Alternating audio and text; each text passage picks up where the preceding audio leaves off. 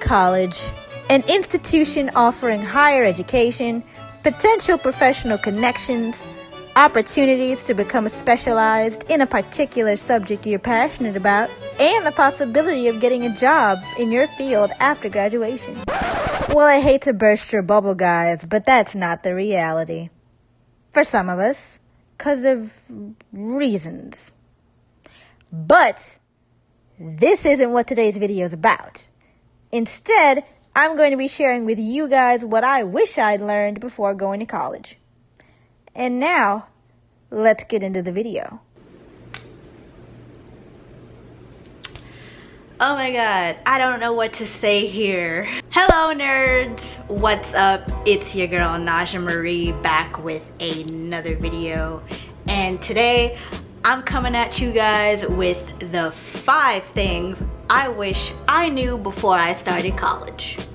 Now, before I begin, I wrote down everything in my handy dandy notebook here so that I can stay on track and not ramble, which what tends to happen. Like right now, I'm rambling right now. I'm stalling, so I don't have to do this. But I'm doing it anyway, so let's get right into it. Well, the first thing I wish I knew before I started college is it's okay to take a gap year. Why? Because you're less focused on completing or achieving certain milestones that you would typically be looking forward to.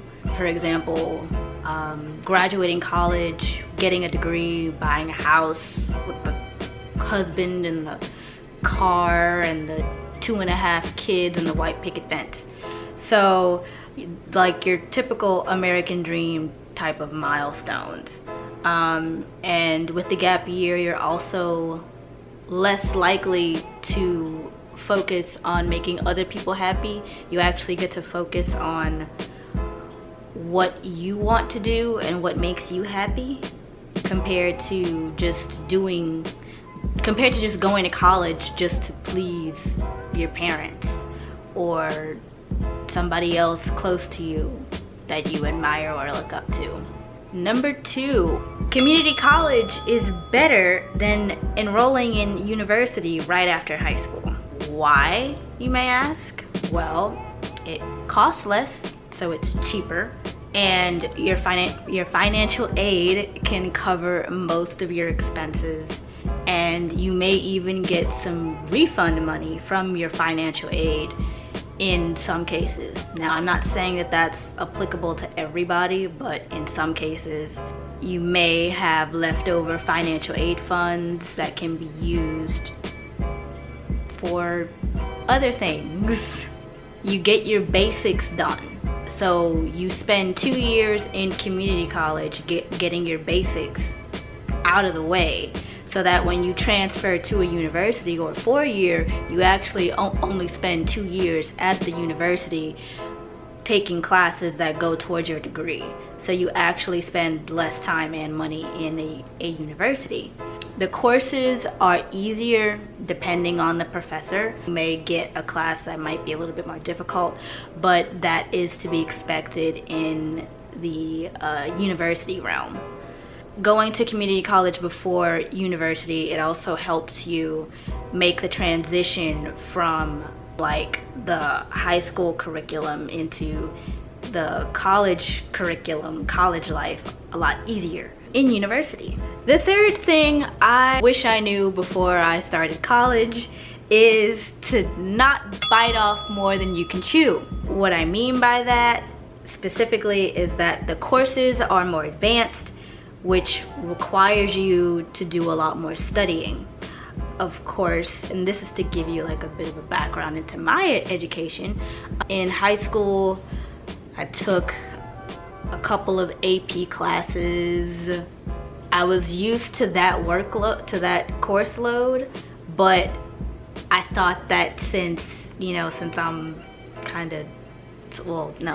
smart, that I wouldn't need to put in as much effort basically felt like I could put in the same effort that I put into my AP courses in high school into my college courses, which wasn't the case. I overscheduled myself and I didn't pace my course load.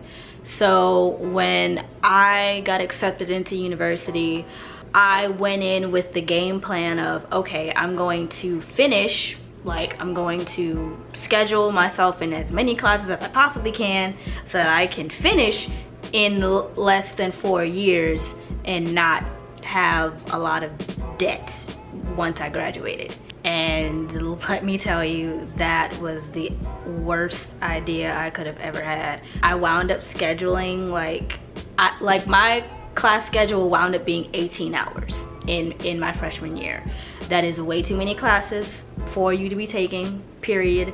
I would say if you're making your class schedule for the first time in college, you really want to stick with at least 12 credit hours. No more than that, because if you schedule more than 12, you're going to literally burn out. And at the time that I was in college, I wasn't working, so it was just school full time. And even then, I just worked myself ragged. I ran myself ragged. Another reason why I say to not bite off more than you can chew when while in college is that I couldn't create and maintain a social life. So since I had 18 credit hours, it was mostly just me being at home studying. And when I was on campus, I was able to make friends in my classes and even outside of my classes, but I found it hard to be able to just like put in the effort to maintain those friendships outside of class and, you know, find time to meet up and hang out, and it was just a lot, so I couldn't keep up with it. And lastly, from the not biting off more than you could chew thing, is to do not, like, I wish I had known to not schedule myself for any 8 a.m. classes. 8 a.m. classes are not your friend, boo. Like, I wish that somebody would have told me that, because I think that would have saved me a lot of like stress and anxiety. Scheduling yourself for 8 a.m. classes is like the worst thing you can do for yourself, because you're learning all of this dense course material that requires a lot of like time for your brain to mentally process. And if you have a class at 8 a.m., your brain is still trying to wake up and actually become functional. So if you're in class at 8 a.m., your brain is not going to really be able to really like compute and digest all of the information that you're learning in class at 8 o'clock in the morning. So 8 a.m. classes, don't do it. The fourth thing I wish I knew before I had started college is that friendships evolve. When I say that friendships evolve, I mean that college, like, you're going to a university, you're in a totally new environment, everything's just new and exciting, and you're meeting new people. Ooh, excuse me. Ooh. You're meeting new people, you're trying to find your classes, you're going into new buildings, you're meeting new professors, and you're getting used to the idea that you're no longer in a high school setting. You may lose touch with the friends that you made in high school, and that's not really a bad thing, because your friends from high school are probably making new friends in college too. So you guys are in the same boat. To me, friendships are like flowers. So if you're not taking care of your flowers and watering them and making sure they have enough sunlight, then your flowers are going to wither and die. Wow, that sounds so sad, but it's true. It's totally true. Friendships, like, I didn't know that like going into college, and then probably just not even going into college, but with becoming an adult, like, it takes effort to keep up with your friendships and to maintain them, and that just because your friends aren't keeping in touch with you and you aren't keeping in touch with your friends, like, that doesn't necessarily make you a bad friend unless you're doing it on purpose for whatever reason. Otherwise, like, it's totally okay for you to make new friends. Like, you can't keep up with all of your friends, and that's totally okay. That doesn't make you a bad friend. It just means that, like, hey, every once in a while, like, you may have to call or message them on Facebook, or DM them on Instagram, or send a snap or something, you know, just to let them know that you're still alive and that you're still friends.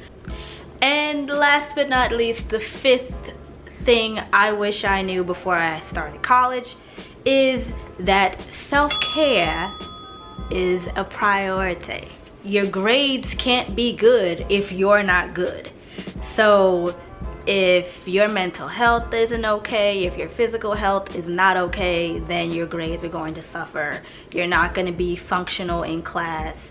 Like, you're basically more than likely going to become a hot mess, and it's not that great being a hot mess. So you have to work on making sure that you don't become a hot mess by maintaining your self-care. So with self-care being a priority, you totally deserve to treat yourself well. And your health definitely comes before getting a good grade in class. So if you haven't been getting enough sleep, if you haven't been eating well, like, take care of that first, and then you can focus on, like, bringing your grades back up once you're in a better place. Because how can you bring up low grades if you can barely stay up in class from that all-nighter you pulled trying to cram for a quiz or a test in, like, world history, and you're in your math class trying to figure out how to do college algebra? Like, that's just not how it works, sweetie. That's not how that works at all. If a class is causing you too much stress and anxiety, and you're just feeling like it's just too much for you to handle, it's okay to drop that class.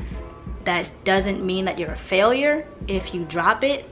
For me, like, I felt like if I had to drop a class or if I had to retake a class, then that meant that I was a failure, which isn't the case. You know, looking back on it now, that wasn't the case at all. And I definitely could have treated myself with a lot more compassion. Also, if you're not getting enough sleep because you're pulling a bunch of all-nighters or staying out and partying and, like, doing everything but taking care of yourself and getting enough sleep, if you're not getting enough sleep, that does not mean drink more caffeine. That means get some sleep. Okay guys, those were the 5 things I wish I knew before I had started college. And I hope you guys enjoyed this video. And if you haven't already, don't forget to hit that like button, comment, and subscribe below. And I'll catch you guys in the next one. Later.